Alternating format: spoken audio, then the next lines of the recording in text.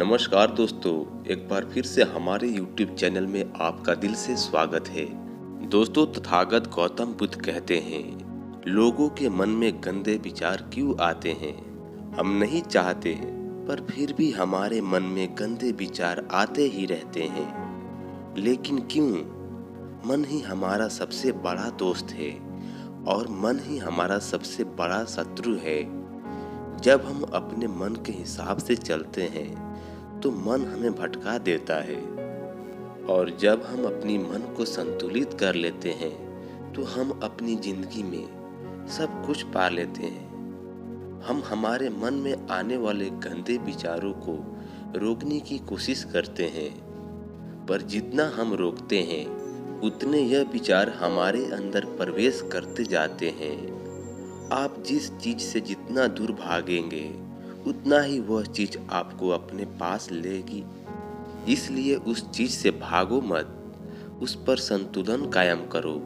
दोस्तों, एक बार एक युवक गौतम बुद्ध के पास आया और गौतम बुद्ध से बोला कि हे बुद्ध, मेरे मन में इतने गंदे विचार क्यों आते हैं? मैं नहीं चाहता कि मेरे मन में गंदे विचार आए, पर मेरे मन में हमेशा कामवासना के विचार चलते रहते हैं और मैं इसके बारे में सोच सोच कर बहुत परेशान हूँ। मेरी ऊर्जा और समय यह सब सोचने में ही नष्ट हो जाता है, और इन सब विचारों की वजह से मैं कभी भी शांत नहीं रह पाता और मैं हमेशा ही स्त्रियों को देखकर मोहित हो जाता हूँ। अपने आप को रोक ही नहीं पाता। बुद्ध मुस्कुराए और उन्होंने उस युवक से पूछा, क्या तुम्हें पता है यह कामवासना होती क्या है? फिर लड़के ने उत्तर दिया और कहा, बुद्ध, मैं यह तो नहीं जानता कि कामवासना होती क्या है, पर हाँ, ये जो भी है बहुत बुरी चीज है।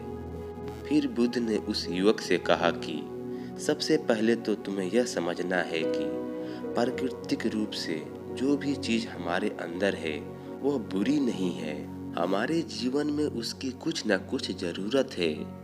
वासना कोई बुरी बात नहीं है, यह तो हमारे मन की एक भावना है जो हमें किसी न किसी चीज की कमी का एहसास करवाती है, और फिर हम उस चीज को पाने के लिए उस चीज की तरफ आकर्षित हो जाते हैं। जैसे अगर तुम्हारे पास धन की कमी है तो तुम में धन पाने की वासना उत्पन्न हो जाएगी।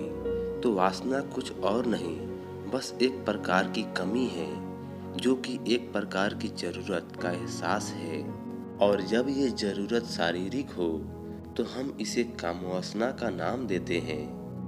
युवक ने गौतम बुद्ध को कहा कि बुद्ध, मुझे कामवासना का मतलब तो समझ में आ गया, पर आप मुझे यह बताइए कि यह आती कहाँ से है, कैसे आती है?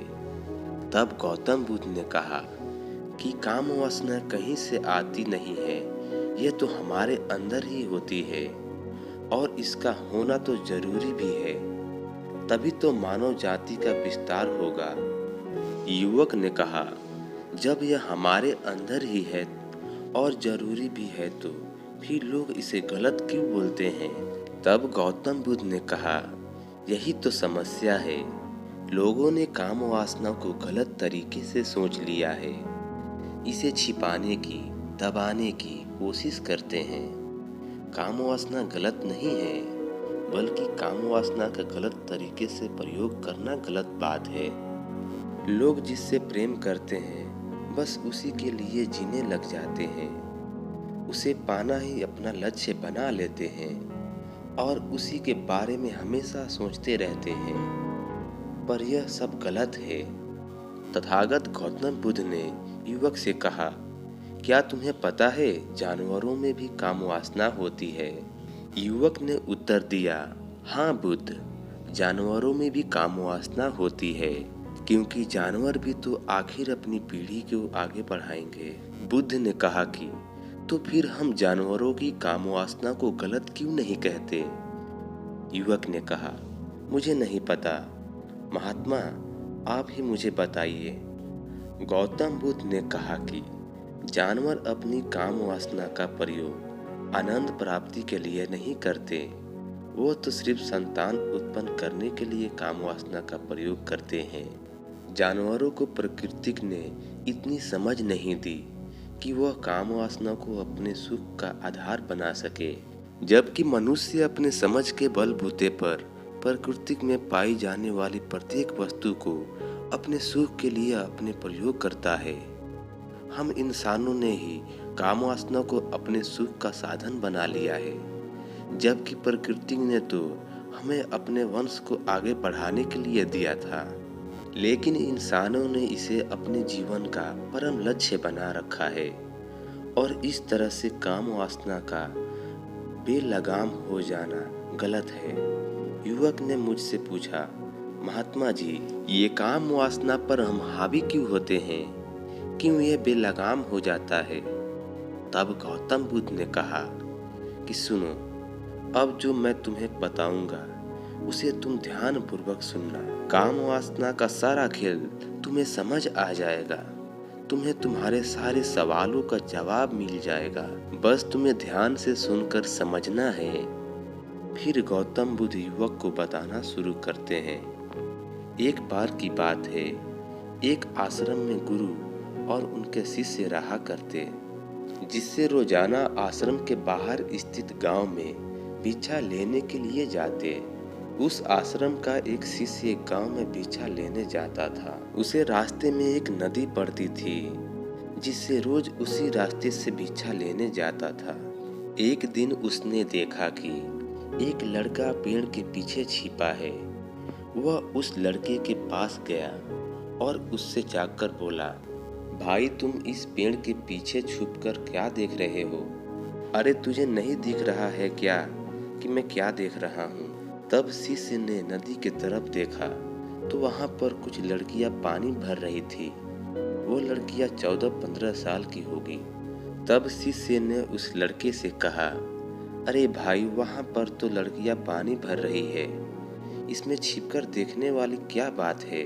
तब वो लड़का शिष्य की तरफ देखकर उससे कहता है, अरे पागल, तुम्हें दिखाई नहीं दे रहा क्या कि कैसे यह परियां नदी से पानी निकाल रही है? जरा उनकी अदाओं को तो देखो, उनके कोमल शरीर को देखो, उनकी पतली कमर मटके को उठाते समय बाल खाती है और उनके बाल उनकी कमर पर कैसे लहरा रही है, मानो सुंदरता बिखरी पड़ी है। जिससे शिष्य ने फिर नदी की तरफ देखा और इस बार वो इसे देखता ही चला गया। अभी तक तो कुछ भी नजर नहीं आए और वो बिल्कुल निर्भय था। उसे किसी बात का कोई डर नहीं था। लेकिन अब वो छिपने लगा और उन लड़कियों को देखने लगा जैसे उसने कोई अपराध कर दिया हो। और जब वो छिपकर उन लड़कियों को देख रहा था, तभी वो अचानक से कांप गया और उसने कहा कि ये मैं क्या कर रहा हूँ? मैं जो कर रहा हूँ वह सही नहीं है, मुझे यहाँ से चले जाना चाहिए। और फिर वह जल्दी से वहाँ से चला गया। वो आश्रम पहुँच जाता है। वह आश्रम जाकर अपने कार्यों में लग गया, लेकिन जो अभी वह देखकर आया था वही उसकी आंखों के सामने बार बार आ रहा था। उसके मन में वही दृश्य चल रहा था। उसका मन वही सब कुछ देखने के लिए लड़ाई कर रहा था। उसका किसी भी काम में मन नहीं लग रहा था। सुबह होते ही वह रोज जल्दी भिक्षा के लिए आश्रम से निकल जाता और उस नदी के पास वाले पेड़ के पास जाता। वह लड़का पहले से मौजूद रहता था। उसके साथ मिलकर लड़कियों को छुप छुप कर देखता था। अब वो इसमें रोज ऐसा करने लग गया। यह उसके रोज का काम हो गया। अब उस शिष्य का मन किसी भी काम में नहीं लगता था। वह हमेशा किसी न किसी प्रकार के विचारों में उलझा रहता।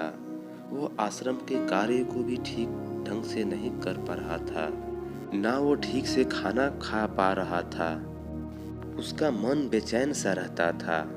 उसका मन बार बार उन लड़कियों के सौंदर्य को देखने के लिए ललायित रहता था।